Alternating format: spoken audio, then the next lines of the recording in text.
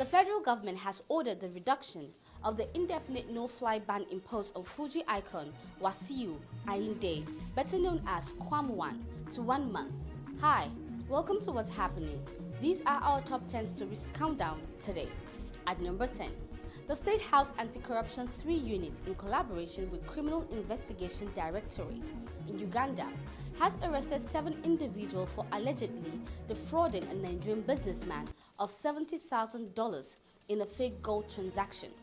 At a press briefing held at the unit's office at the Parliamentary Building, Senior Officer Bamwini Muhorozi said the suspect tricked Mark Bila into believing they could supply him with 7 kilograms of gold through their companies Legacy Refinery Limited and Emerald Agency Limited. At number 9, former Everton striker Dominic Calvert-Lewin is set for medical at Leeds United after reaching an agreement to join the newly promoted Premier League side on a free transfer. The 28-year-old ended his 9-year stay at Everton in June, saying it was an incredibly difficult decision to leave the club. Calvert-Lewin scored 71 goals in 273 games for Everton after joining the Sheffield United for €1.5 million in 2016. At number 8, the Rivers State government has unveiled a coordinated plan to combat malnutrition through stronger health systems, sustainable food production, and expanded community engagement. The administrator of the state, Vice Admiral Ibok Ite Ibas, stated this during the launch of the Rivers State Nutrition 774 Town Hall Stakeholder Workshop in Port Harcourt. Ibas, who was represented by the Secretary to the State Government Ibibia Worika, called for urgent and united actions. At number 7, victims of the recent flood in Yola town of Adamawa have urged the federal government to investigate the role of a mining company whose dam released excess water on the day of the incident. The news agency of Nigeria reports that the incident, which occurred on July 28, affected about 4,000 households, with 23 lives lost and many others hospitalized. The victims, who spoke to the news agency of Nigeria, called on the federal government and other partners to be involved in the investigation of the mining company. At number 6, a newly sworn-in councillor representing Ward C1 in the Ibeju-Lekki local government area of Lagos State, Oluwakemi Rufai, has died just 2 weeks after taking her oath of office.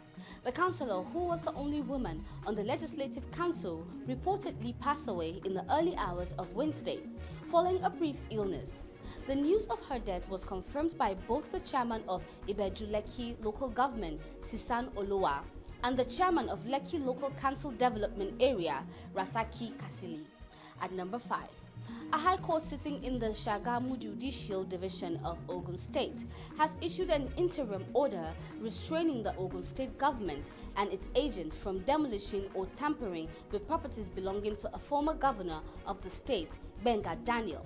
The order, granted ex parte, followed an affidavit of urgency filed by Daniel and his wife, Olufunke. At number 4, the federal government has ordered the withdrawal of a case against Comfort Imama's son on an Ibom air flight on August 10, 2025. The development came after Imama's son was remanded in prison following the incident. A statement by the Minister of Aviation and Aerospace Development, Festus Keyamo, on Wednesday said the move was necessitated following consultations with critical stakeholders in the aviation sector and those involved in the unfortunate incident regarding the unruly behavior of certain individuals at the airport of recent. At number 3, Dangote Petroleum Refinery has announced a reduction in the ex-depot price of premium motor spirit or Petrol by 30 naira from 850 naira to 820 naira per litre. A statement signed by the refinery's Chief Branding and Communication Officer, Anthony Chiejina, who announced the gantry price reduction in a statement, said the change took effect from Tuesday, August 12, 2025. At number 2, several Boko Haram terrorists were killed in a failed ambush by the criminals in Kerato, a deserted community in Mobar local government area of Borno State, around the Lake Chad region. The terrorists had ambushed Nigerian troops of 145 Battalion, the Masak, located in Karato, detonating an improvised explosive device and immediately following it up with gunfire.